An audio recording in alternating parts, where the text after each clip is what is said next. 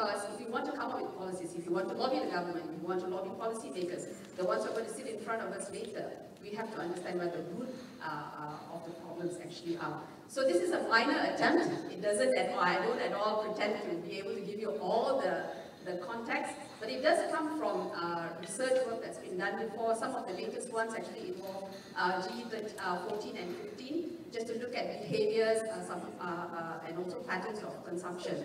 I think we have this general sense that we must protect the young.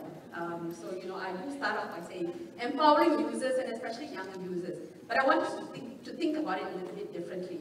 We are in a society that's, you know, that's dependent on a benevolent government, benevolent set of parents, benevolent guardians. If we have a problem, can you please solve it for us? And sometimes that solving comes in the form of law and jail sentences, and that's not good, yeah? So we actually need to break away from the sense that we have to protect the others. We are independent as an individual. We can make decisions. We make decisions on others' behalf. And we do need to walk away from that actually and take a lot more power as individuals, and also understand that whether you're young or you're old, you also have agency. So we do need to have a slight mindset change in terms of how we think about people consuming information. You know, general elections do actually provide us a context, a kind of a snapshot and insight into how people actually consume information, how they behave online, and their relationship with the media. And this is something I do want to, maybe it's a point that's repeating itself, but you know, 20 years ago, what were the sources of information? In 1999, we were very actually excited by the presence of blogs, the presence of independent news outlets like Malaysia Kini, which began to chip away at the very traditional media setting, yeah? But that's really like history now for many of us, many, many years ago. Today, your first point of information, actually, you don't even seek for it. It comes to you at a beep or a click on your phone. Sorry, not even a click. You don't even use the word click anymore. There's no clicks anymore. It comes to you unrequested in that sense. Yeah, it comes to you. So the acquirement of information is very different, and the instance or the ability to respond is far more different than what it used to be before. But with the changing media landscape, it also gives us an opportunity to understand how people actually do interact. Yeah. So I will be sharing some findings from the elections, but not to prioritize political information as the only thing that we want to understand. Yeah. Because aside or outside of that political event, which is very big, on a daily basis, and I think our panelists will be sharing that, on a daily basis, the kinds of communications and interactions that take place actually fall out of that attention. You know, we pay attention to big events, but not so much what happens on a day-to-day basis. And I believe that's where a lot of the gray area actually lies. It makes it very difficult for us to think about how do we deal with situations. Yeah.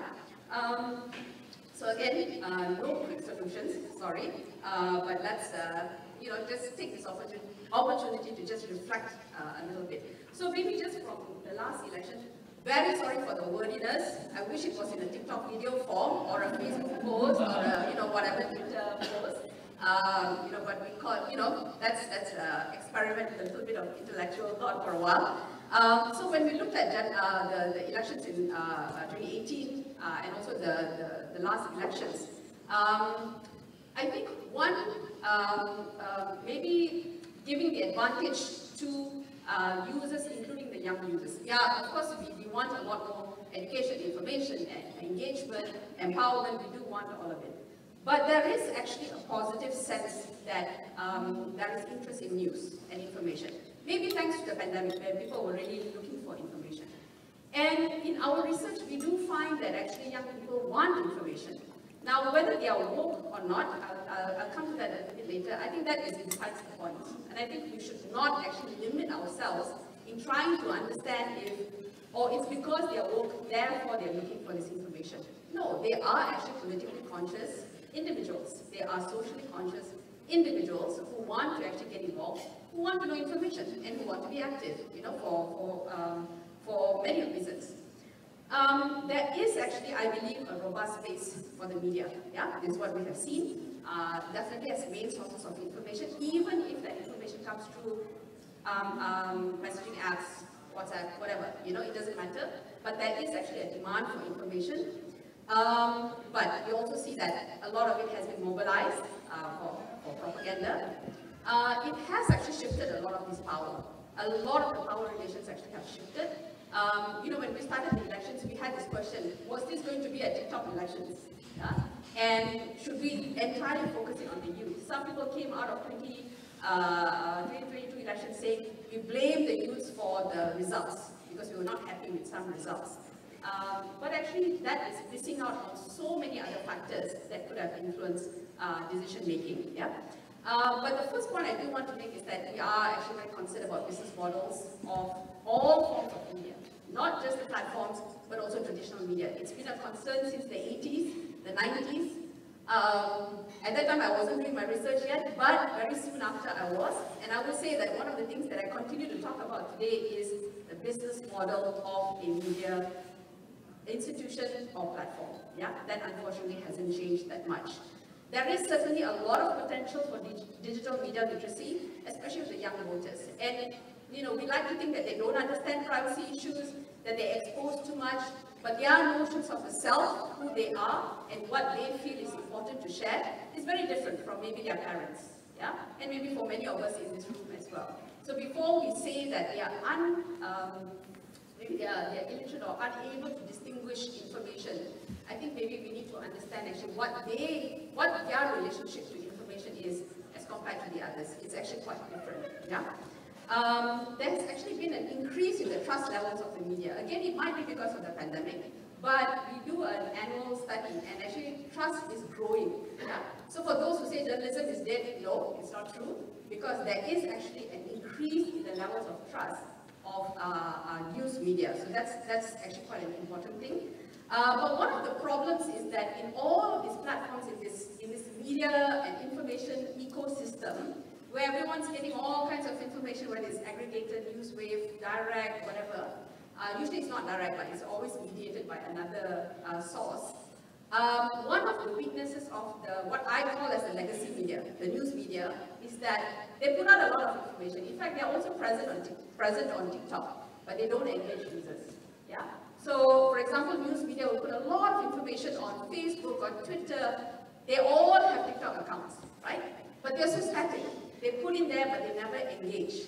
And this is one of the problems that we find through another project, where when you have problematic content, news organizations are not taking the responsibility to moderate and to mediate. And I don't mean to moderate to take down content, but to actually drive the debate, to drive the narrative in ways that would actually be a lot more healthier and critical. Yeah? So these are just some reflections from the study. Again, it's because I want us to think about the media and what happens on platforms in a bigger, broader sense, rather than taking out specific platforms and saying, hey, let's analyze this, and this is what you can do for your users. Because the chances that your users are also on other platforms are very high. Yeah? So maybe brand loyalty doesn't exist anymore in the sense of information. Yeah?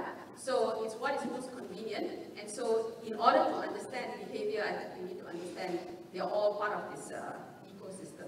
And I hope this can also influence a little bit of the policies and enforcement. Okay, so just a little bit more graphics. When we did the research with young people in 4 states during the GE15, just to find out what their behavior is.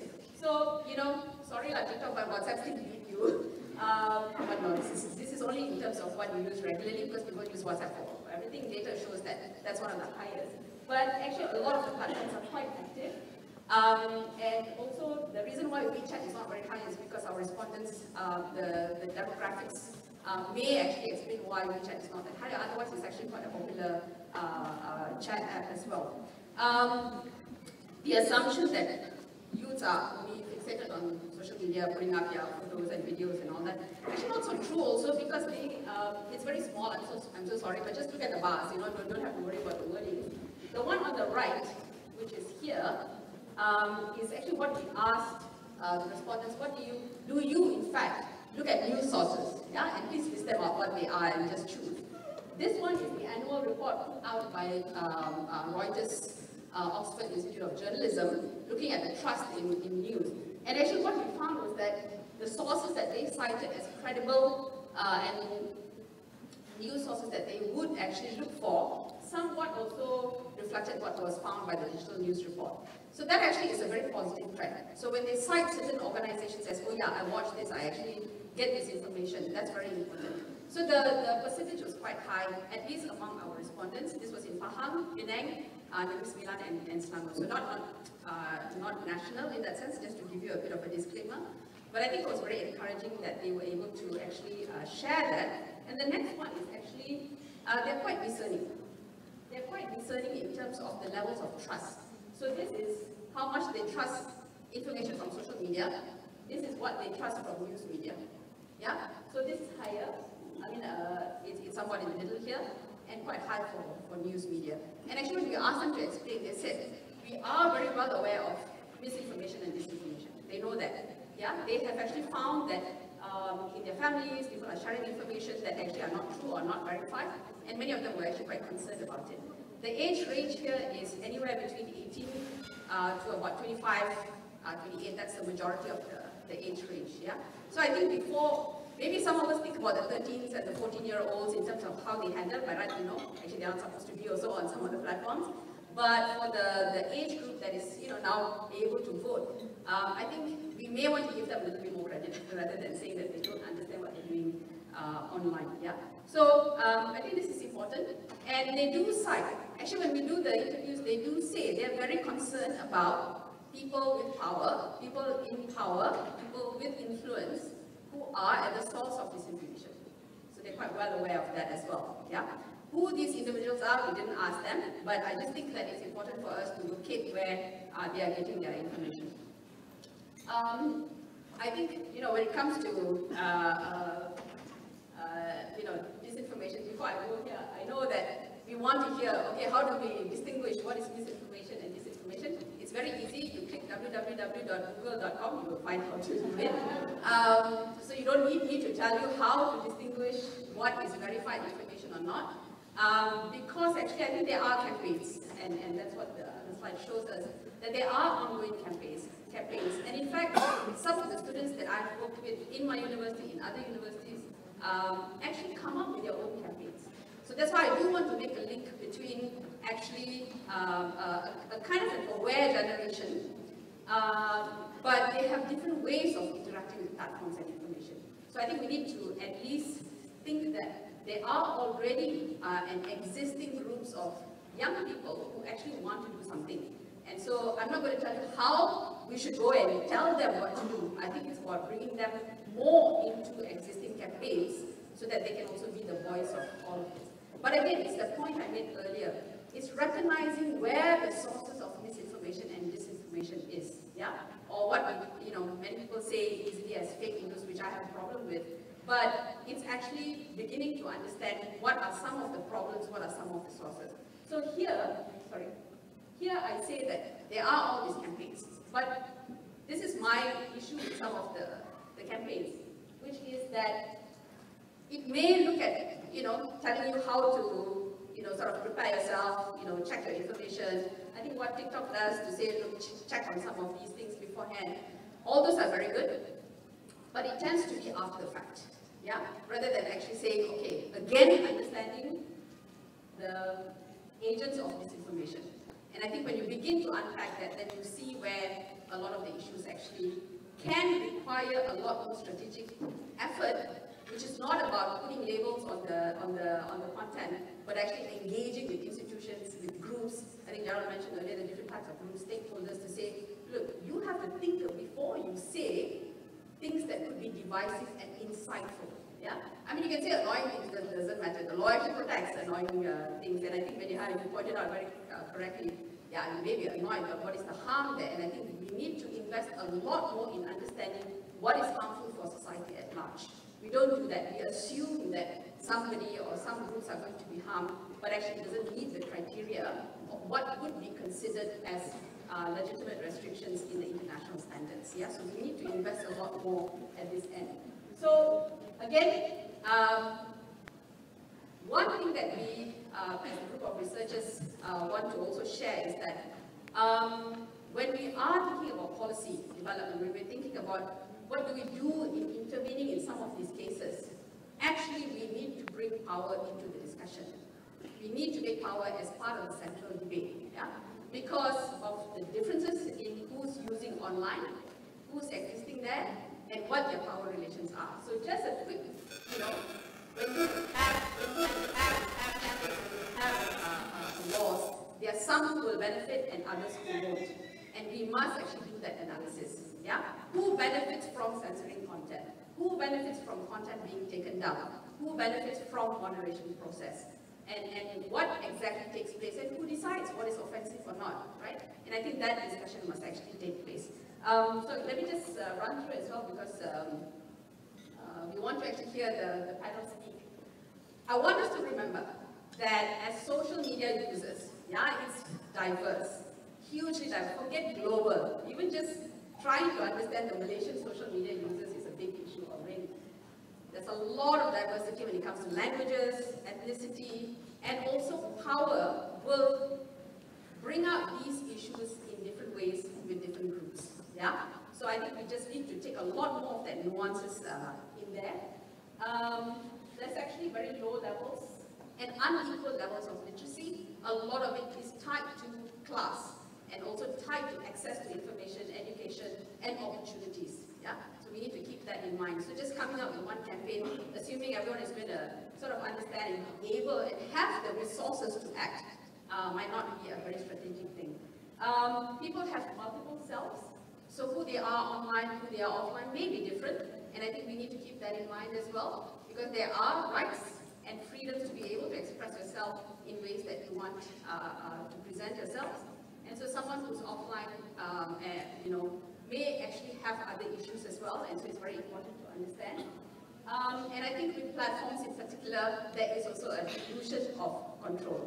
Yeah, the user is not fully in control of the spaces, and so to expect users to be fully able to to act on everything.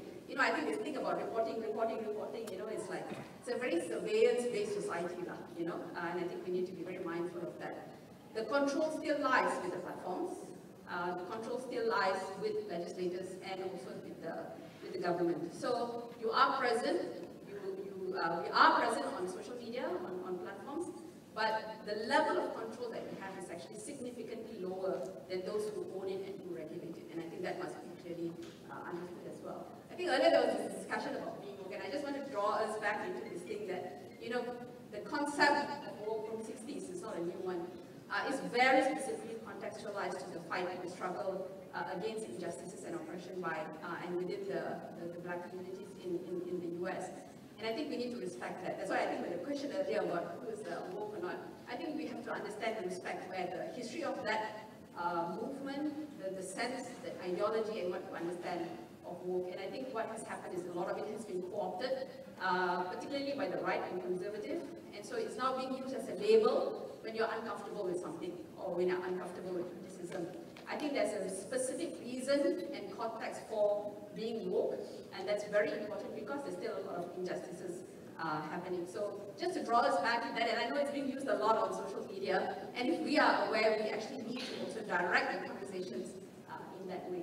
Okay, so if I can just this will be the last one, 2 slides. It will require a multi-pronged approach. So again, don't look it, because yes, there is education, but there's also community. And I think what has happened with social media and new media is that it makes us individual users. And I quote one of my respondents from one of the research, that we become selfish users because we want everything that is easy, convenient, whether it's Uber, Grab, social media, and so we don't think community. Yeah, and I think it's very important to also bring in community in this education. Training political institutions, definitely. Do come up with easily available tools. I would say that, although I won't say necessarily what should be in there. But it is about standards, process, appeals, and communication with the owners of the platforms. I think this idea of stopping and checking is very important. So that's, I think, at the heart of a lot of the literacy campaigns. We must continue to diversify sources of information. So more rather than less, so that people actually have the ability to make choices. I think communities of users are important to guide and support each other, not to be social sanctioning, and generally civic awareness. Because I do want to say that rights, the freedoms, respect are very important in the kind of interaction and communication. And you can't have one without the other in that sense. And you will see that I don't use the word responsibility. I mean, we all have responsibilities, but actually it's about understanding the nature of the communication, the freedoms, and also the ability to express oneself. So these are some food for thought. Again, we're making the process a lot more complicated. I just want to share, this was actually attempted by our students. So it's exactly what you're talking about, how to stop and check and make sure that you know what you're saying. So they have the ability to actually educate themselves and their peers. So let's not be the benevolent parent for everyone and actually allow and open up for actually all the stakeholders to actually say, look, this is what we can do. But we must understand that our users come from very different backgrounds. Class, gender, age, ethnicity, and when you come up with any kinds of policy, we must take into account how those policies impact the different groups differently. So that would be my closing point, and I think that we'll have a very interesting panel. Thank you very much for your time. No worries, Professor Gayatri. We can take as much time as well, especially when the points are delivered as pertinently as you just delivered just now. Thank you very much. And, well, I think the public really do not realize they're subject to many laws, rules, regulations when uploading content or commenting on social media. Or are they? Whatever it is, we are sure that we can no longer stay silent. But how we respond will also play a role in promoting good social etiquette and feeling safe while expressing yourself online. We discussed how important it is to feel safe when you're expressing yourself on social media platforms like TikTok and so on. I would like to use an example, maybe before they start setting up, of culture playing a role in vilifying or objectifying woke culture. I remember a hashtag called "Make Schools a Better Place." I don't know if you remember that. There was a young child, 16 years old, who complained, who fought back about the condition in her class, where allegedly her teacher had made a sexual joke about rape. And instead of being taken seriously, she was vilified, ridiculed, and there's an element of culture there as well. So some people wanted to cancel her, some people wanted to champion her, but what I asked from everyone in this room as an adult, what was the right thing to do? We did not protect this child. Because of the feedback that we got from social media, we failed to protect this child. Now what does woke mean to us then? If it means our children are subjected to such abuse, online and offline. The potential for greater media literacy with youth impacted by power structures, as explained by Professor Gayatri, holds a lot of impact. And also the importance of STDA, as pushed by TikTok, Stop, Think, Decide, and Act. And Professor Gayatri has just provided another one. Sure, source, understand, recognize, and emotion. But how will we push this conversation forward? The art of woke, we'll find out soon enough. Just a friendly reminder to please scan this QR code if you haven't already. For those of you who are new to the hall, please scan this QR code. This is the way for you to interact with us. Ask your questions as the panel is going on. Please do connect to #ServesUp, that's the name of the room, and start your questions as soon as the panelists begin speaking. So once again, ladies and gentlemen, I invite our Iron Lady back on stage. Ms. Shani Manli, it's over to you.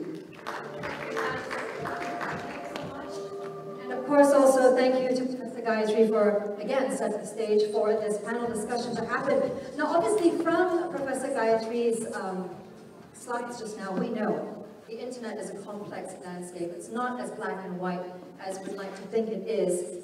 We can see how something as seemingly harmless as a share or a comment can go on to fuel hate and then misinformation, and then in an endless cycle that continues to fuel hate and misinformation, and it just goes on and on.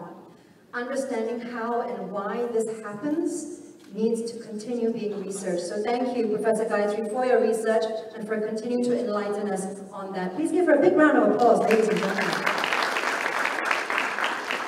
We think sometimes that we understand the people behind the social media accounts, but we have barely scratched the surface. Now for our post-lunch session this afternoon, I'm glad to see the hall is still very full though, thank you. I will be joined on stage by another set of fantastic panelists from various backgrounds and expertise, and they will help us, number one, explore how to navigate this landscape when they know what they're talking about because they're part of the community, and figure out how to promote a healthier, more informed digital environment, or netiquette, so to speak. So ladies and gentlemen, please join me in welcoming our panelists. Speaking from the perspective of a fact-checking organization, please welcome Executive Director for the Center for Independent Journalism, Washla Naidu.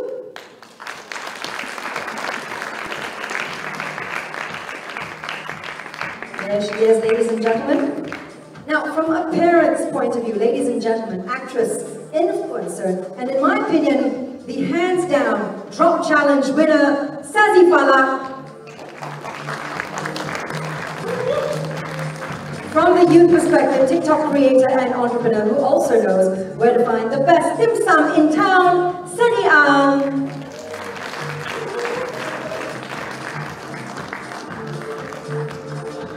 Sharing his views from a lawyer's perspective, our TikTok creator who brilliantly educates us on our rights and shares his legal tips for free. What's there not to love about Lawyer Gandhi? And finally, and all this from a TikTok context, ladies and gentlemen, the head of public policy for TikTok Malaysia, Hafizin Tajuddin.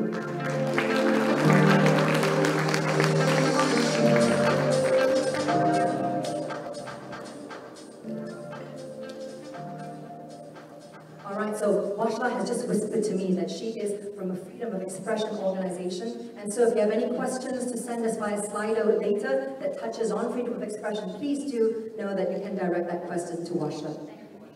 Alright, now look at my fantastic set of panelists. Woo! Woo! And we also have very limited time before our minister arrives, so let's get this going. Now, what I hope to achieve from this session, okay, ladies and gentlemen? Number one, the impact of hate speech, discrimination, and misinformation on the person conducting the act, the person on the receiving end, and the internet as a whole, because it does have identify practical methods to identify fake news, ways to mitigate the spread of misinformation, and how to practice good etiquette, and who better than the users, the people behind the accounts, yes? Ultimately, I'd like our audience, our allies here, to leave this summit feeling empowered to be responsible internet users while educating others to do the same. Yes, Professor Gayatri said there is an illusion that we have control, but truly, we do have more control than we realize. Okay? So, let's go to our first discussion point. Hate speech, discrimination, misinformation, disinformation, all of these contribute to a very toxic and unhealthy environment on social media. Alright? So, Sazi, sorry, I've got to touch on this first with you because you, as a celebrity, probably more than most, you've been the target of so much vitriol on a day-to-day basis. Sometimes I look through the comments, I'm like, poor girl, how does she deal with this? How have you experienced this on a personal level? Gosh, if I were to share my experience, it goes way back since, the days or the years that I started being in the industry. And even though we didn't have social media back then, but we had forums, people, doing gossip and such. And being a girl in her early 20s and suddenly, being recognized on the streets or in the mall, it was, so because my true nature, I'm quite the ambivert, I'm not really an extrovert, so I like, I have my own time. So just that environment itself was really scary for me. And then suddenly having people talking about me online, that broke me. I remember at that time I was already married to Nash, my husband. And I broke down because I think, obviously I was still young and I just couldn't understand why were these people saying all sorts of nasty things about me. And however, so I'll just fast forward really quickly, obviously that just kept on happening. I had to grow from that, I had to mature from that, and that I had to do it myself, and I had to go through self-help. Well, the good news is Nash and I would go for trainings, we do self-motivation trainings or motivation camps, and I had a lot of mentors that I spoke to, and I think that sort of helped as well. No, that definitely helped, sorry. That definitely helped, and I had to grow from that. I learned it was not really about me, it was them.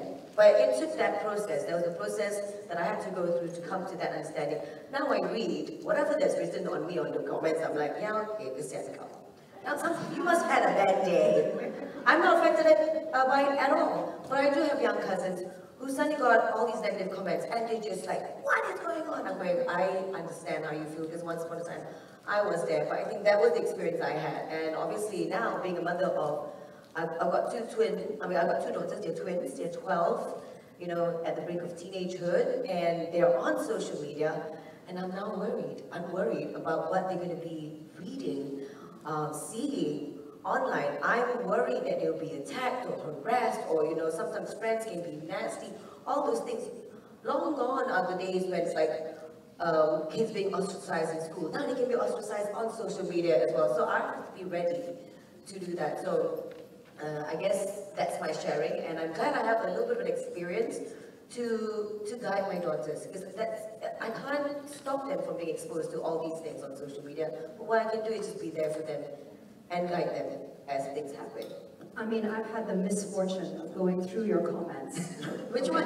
Many. I mean, harassment that you receive, the trolling, the cyberbullying, sometimes something as innocent as, you know, an innocent comment. Yeah. You know, and then you get derogatory comments, and then it spirals out of control, and sometimes the people who write these comments do not remember that behind your account there is a real person, a mom of children. They forget that. Yeah. Now, Washa, you speak out often on hate speech and discrimination. What are some of the instances that you've seen online?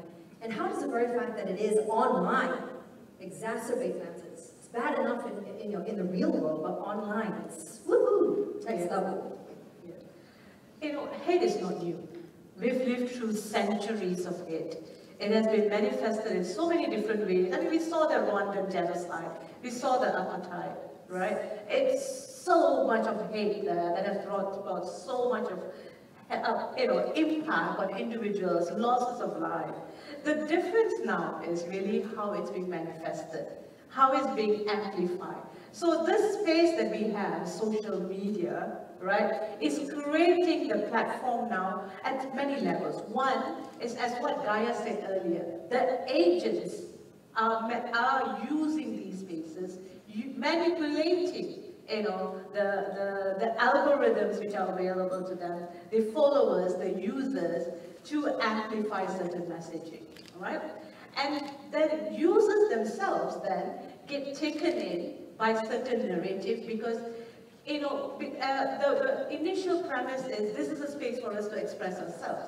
This is a space that we are getting access to information, right? But at the same time, you're falling into your own echo chambers, right? You're allowing also, and I don't want to say the word allowing, but we ourselves are using these spaces then to propagate certain messaging, certain narrative. Whoever you are, you know, a celebrity, a social media, you know, influencer, a media personnel, a state representative, you're there playing different roles, right? And because you can use this space, you are using it. But at the same time, because of the way you're using it, the way you're expressing yourself, it creates a ripple impact, right? And also, when we talk about social media, it's now gone beyond the early days. I remember the 80s, you know, how we tried to connect to internet, how we played games. It's so different from social media platforms and other. So now it's also allowing more people, the anonymity sometimes that you have allows people to express yourself in different ways. You know, like 50 years ago, my mother was a homemaker. I would never, you know, would have thought that, you know, they could express themselves, you know, in such a way. But now, social media has provided the space for that kind of expression. So the question about hate and social media is not actually a direct correlation, right? There is a link, of course, but the hate, as what Gaia said, the root causes, the agents needs to be interrogated more deeper. And then we look at the role of social media here. And very often we talk about role of social media as a space that just amplifies that hate, right?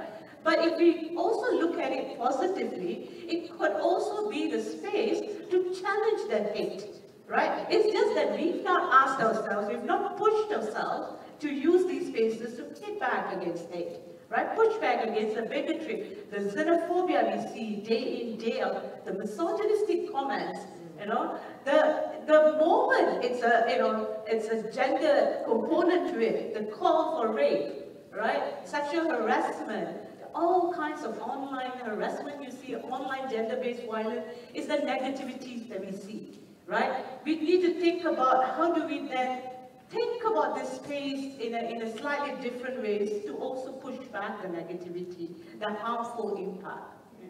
But the negative voices sometimes do tend to drown out the positive voices. And I just want to touch very quickly on what you said, the algorithm. Hafiz, can I just very quickly jump to you and ask you, how does the algorithm work? Does it push out certain types of content that then blasts the negative views? How does this work? Please explain, layman here. It's not rocket science, I would say. It's a lot more simpler than what we thought. Of course, the way it works is that it will monitor and amplify what is being discussed at this juncture. Number one, of course, it will monitor what you like on your FYP. But in terms of what is being highlighted or promoted, it monitors what is being discussed at that particular time, and it's not specific to TikTok. We can see other platforms as well. For example, if you are having a final match between two football teams, then that would be the talk of the town, right? But I think when it comes to how do we do and what do we do to stop the spread of negativity, is number one, making sure that we don't further spread the content, we don't further discuss the negative content. Stop it, don't even spread it, and I'm not talking just about TikTok, because even if you don't spread on TikTok, but you download it and you spread on other platforms, still it's bad for the community.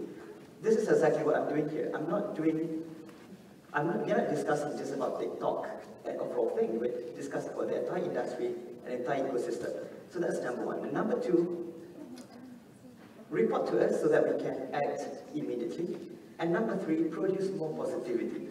And this is where we are lacking, because we have seen, for example, within one period, we don't like about the content that this group of people produce, but we are not producing anything positive either. We just stop there, we hated it, we complain in our own bubble, we create our echo chamber to criticize, but we are not doing anything to go out and come up with our own version of positivity and stories. So that's an excellent point, and Harmy actually mentioned this earlier. What's on your FYP and what's on my FYP is completely different. So if we're only visiting certain types of accounts, our FYP is going to be? Exactly. Babies and cats for me. Yeah, babies and cats. I don't want you guys to see my FYP. So your FYP is going to say a lot of things about you.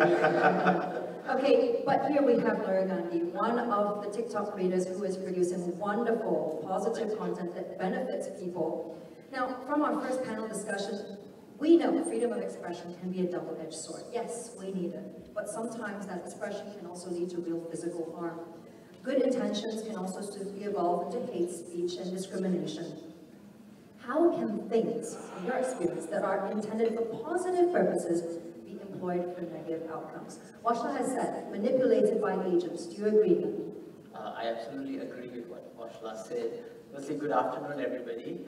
I'd like to appreciate TikTok as well as Content Forum for organizing this type of summits and forums, which is important to spread the awareness in relation to discrimination and hate speech. Now, going back to the question, misinterpretation in the online platform is very real. I'll give a very simple example. Let's say somebody just wants to post a joke online, right? And you're laughing and you just type out something and you post it, okay? But here's the thing, fun fact, 90% of human communication is non-verbal. So that gets lost in the online text. They don't see your laugh, they don't see your voice, your tone. All they see is those words. And these words can be easily misinterpreted by people from their own perspective. So that's why whenever we post online, although we may have a positive, maybe I just want to share this joke, but we have to look at it at a holistic perspective. How is it going to impact, how is it going to be perceived? We have to go one step further because we are already moving to the AI age. So it's no longer like last time, you know, people just share things and everything is lighthearted. So there is a responsibility And also to content creators and anybody who posts, there is a responsibility as well. Like I was privileged to attend a summit, international summit organized in Bangkok by TikTok, yeah, which actually shared to content creators about this thing where there are parties which are trying to push out negative content. So as a content creator or consumer, we all have a responsibility to push something positive to make the change that we want to see in the world. And also follow the pages that create the positive content. So your FYP is not all this hate speech discrimination. That's a very depressing FYP if you ask me. Seti, you know, you talk about food on your TikTok channel. I mean, who doesn't love food, right? Now, surely you cannot be experiencing a great amount of TikTok hate, can you, when you're talking about food? Oh my god, you would think that food will help me escape from all this, you know, drama and toxicity, but no! People get upset over food content! Can you imagine? Food! It's supposed to bring people together and then it becomes a whole lot of conversation. We Malaysians are very passionate about our food. Super. Boleh jadi gaduh. Yes, yes. So what's the worst you've experienced? I think the worst that I experienced was, usually for my case, it's mostly about halal or free, because my content are mostly about finding for free / halal food because most of my audience are Muslims, right? So the thing is, a lot of people don't know that to get a halal certificate is not as easy, right? So sometimes even if a business is owned by a Malay person, a Muslim, and I mentioned pork free, because they don't have the halal cert yet, it will become like, oh, so now you are asking Muslims to eat at non-halal place lah. Oh, that's not what I said. Kau tahu tak apa tu beza halal and pork free? I know, I've been doing it for 2 years. Of course I know.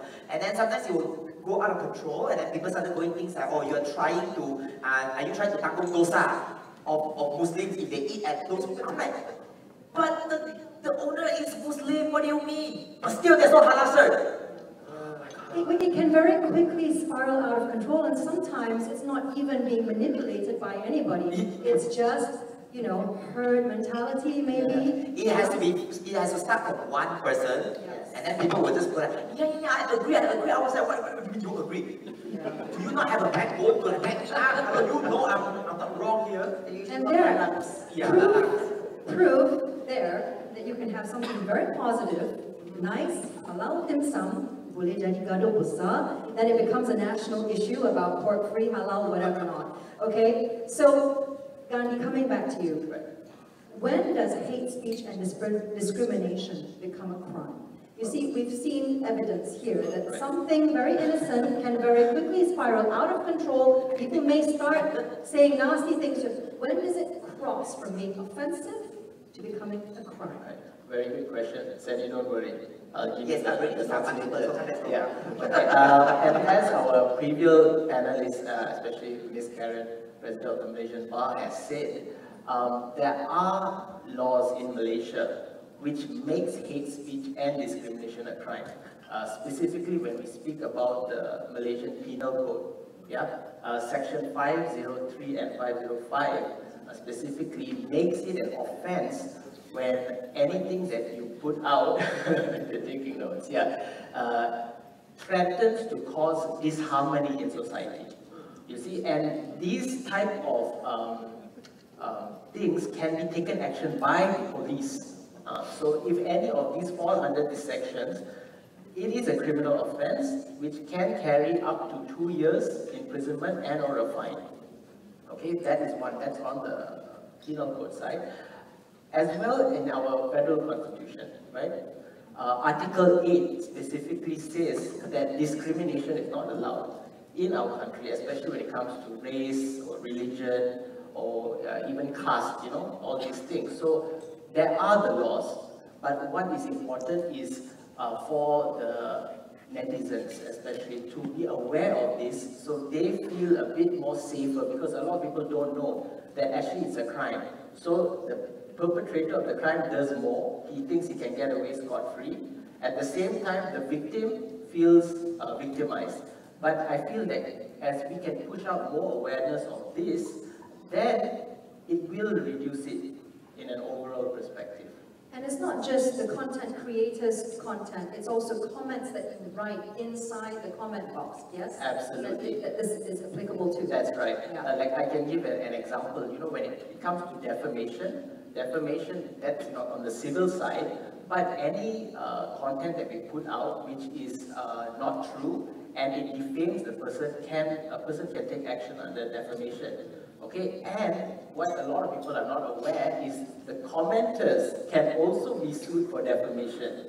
Sassy, you Yeah, can that's mind great your news. comments, I huh? might have a different opinion from that. Yes, Rashad, you can. Yeah, I would kind of say let's tread with caution when it comes to say there are these laws to protect us, right?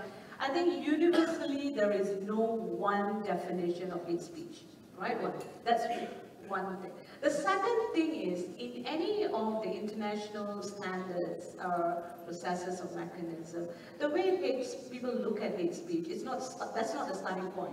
The starting point must always be freedom of expression, right? And in the context of freedom of expression, of course, it's looking at not just our right to express ourselves, but also our right to access information, use information, and right to speak, right? So if we're already starting with that premise, then the state, throughout our education system, to all our policy, will ensure that we have the right kind of education, knowledge, literacy to understand what this is, right? And any kind of limitations to this must be very, very restricted, right? Because if we apply the laws in Malaysia, if we apply the laws in Malaysia, the laws in Malaysia don't necessarily start the premise of freedom of expression, right? Nor does it start in the context of right to information, because we have all laws that actually restricts our freedom of expression, which has been used to censor content, right? So in a way, it becomes like tools that's been used. So what we are doing is we're scaring people to say, hey, there are these laws that that could be used against you, but we are not addressing the root cause. What is it that we need to know? What we need to tell the people on these digital spaces? It's not maybe the law is always the last recourse, right? Even if you look at the Rabat Plan of Action, they set a 6-part test even before you can say that we can use the laws to restrict, right? So for us, how can we think beyond these laws? Right? And I could even go like, how can we think beyond, I think, was it Gaia who said, beyond content moderation? How are we looking at our own, self-regulation? There's so many things about regulation, self-regulation, but the root cause is not addressed. In Malaysia, hate speech, it doesn't come from anywhere. We are a polarized, divided society to a large extent. Even food we fight sometimes. We all agree outside Malaysia that we have amazing food, right?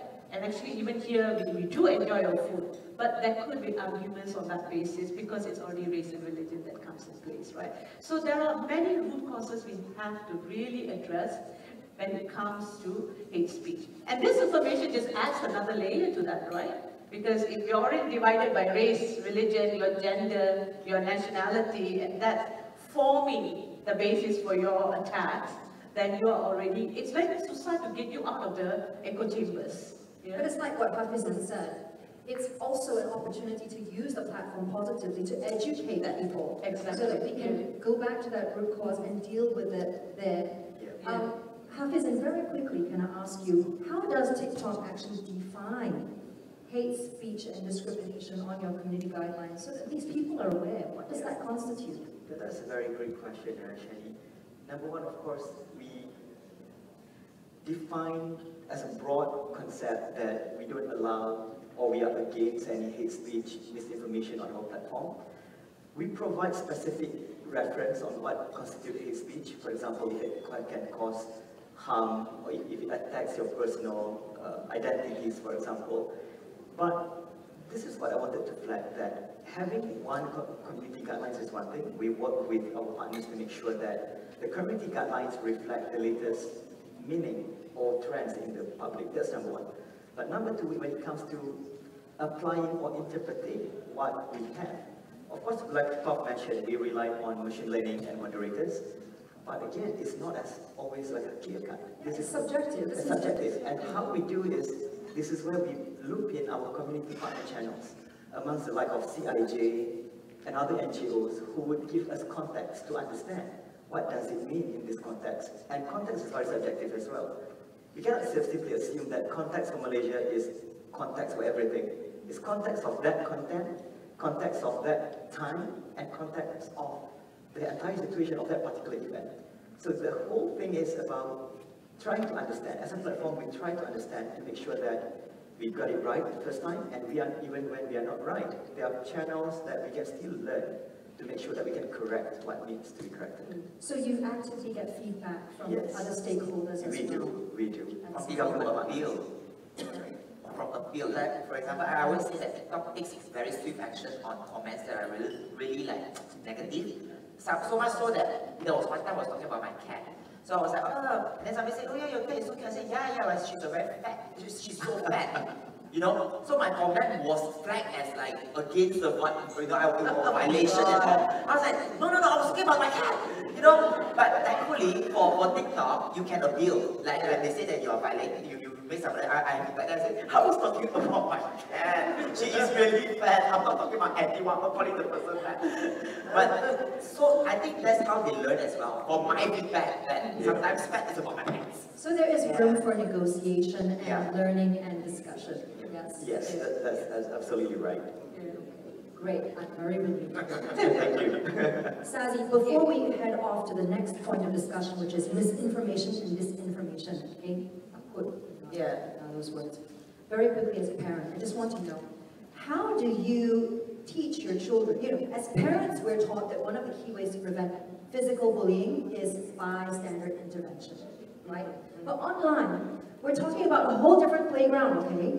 What can we do to encourage intervention in instances of online hate speech and discrimination? Because there's always this risk that by standing up for your friend who's being bullied, you can get cancelled as well, or you get bullied as well. Yes.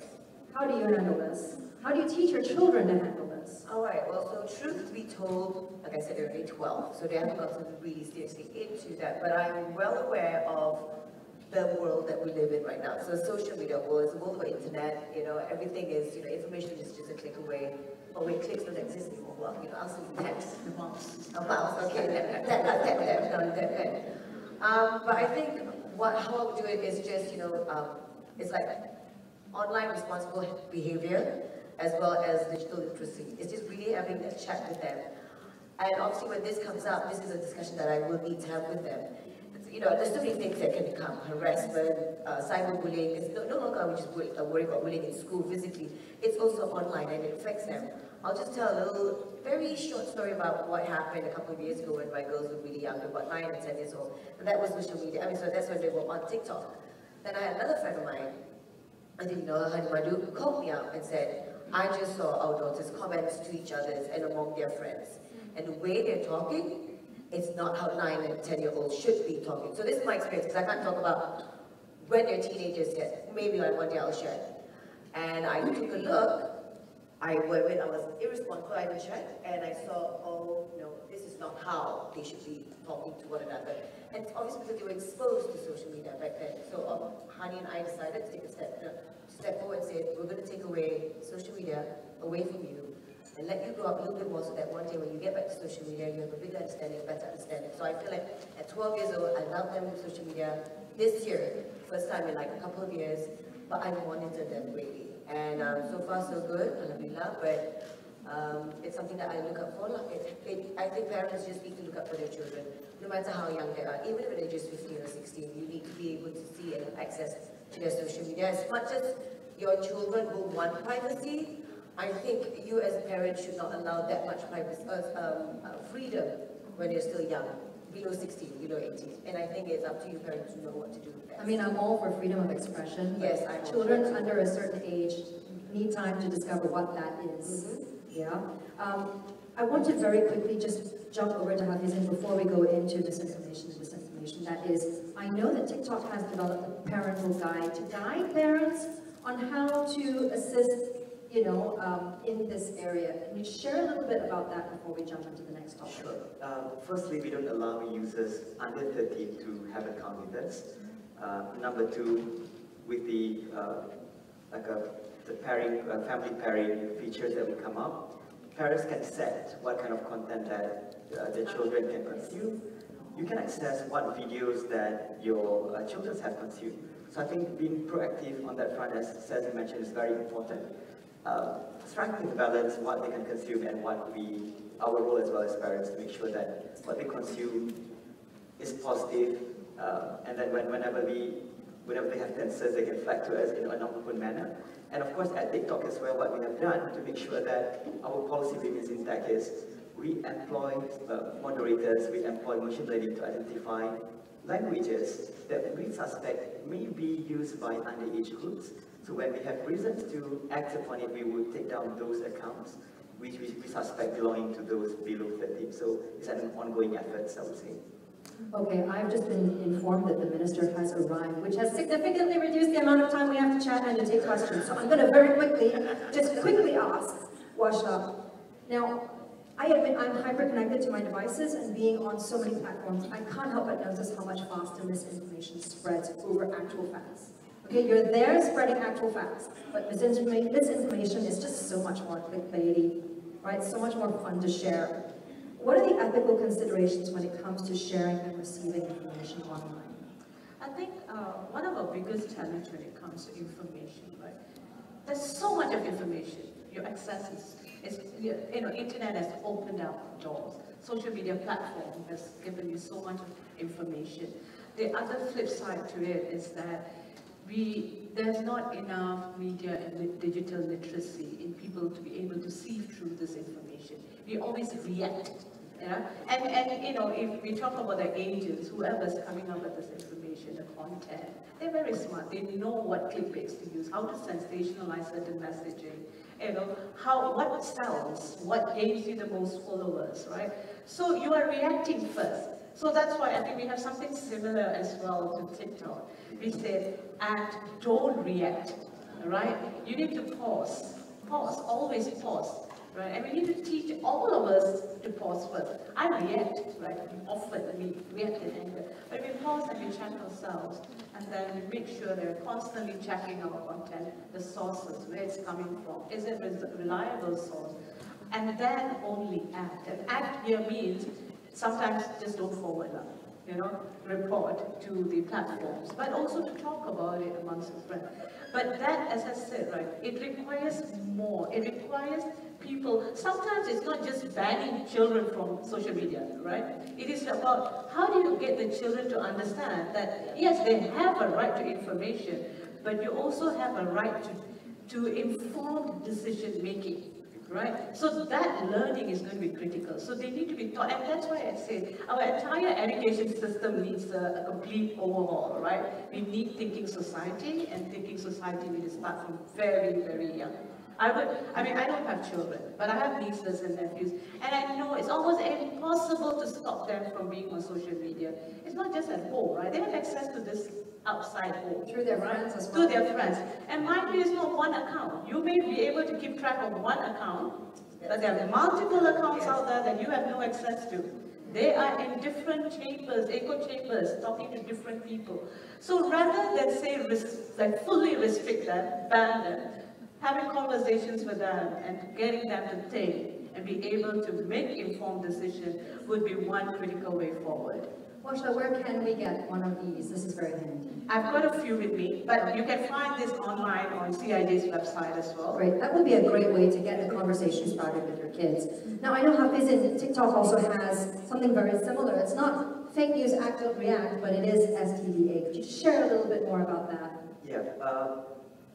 Stop, think, decide and act is all we need to do, because sometimes a lot of things can change or happen within the span of 3 to 5 seconds. You wanted to share something, but then you pause, let me check because it looks suspicious.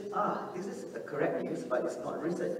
It's 5 years ago, for example. So that could help you or save you from spreading misinformation. And of course, at TikTok, which we will share later, the Safer Together campaign that we have launched how we utilize our creators, the like of Gandhi and Sadi, to engage with users on our platform, to educate, number one, how to control your privacy, number two, how to report violative content, and then we're going to move forward with Safer Together to come up with more educational content, leading up to the state elections, for example, on how do you verify information, how do you conduct self-fact-checking before you carry out conversations. And of course, finally, I would say, at my end, everyone has a role to play. I know it sounds cliche, but it really does. For example, if you enjoy comments, when you see something is not right, just use the comment section to act and say something that can spur others to act upon it. And number two, as users, since we have creators here, you can send signal what kind of content that you want. If you want positivity, you send the creators that we want positive content. And the creators would respond to that when they know that I have 5 content, the positive ones get more coverage, more views, they'll take you from that. So that's pretty much what we are doing in the entire ecosystem. Now, before we close the session, do we have any questions from the audience? We only have very limited time, 5 minutes, so let's quickly take as many questions as we can. I'll do my best to ask as many of them as we can. Let's do it. Quick fire, okay? Quick fire. Okay, let's pull up the questions on Slido. All right, to the panelists, apart from platforms, Asbeth, do you feel that other parties such as government and regulators should help push for awareness campaigns and education on this? Maybe Gandhi, could you share? I believe the answer is absolutely.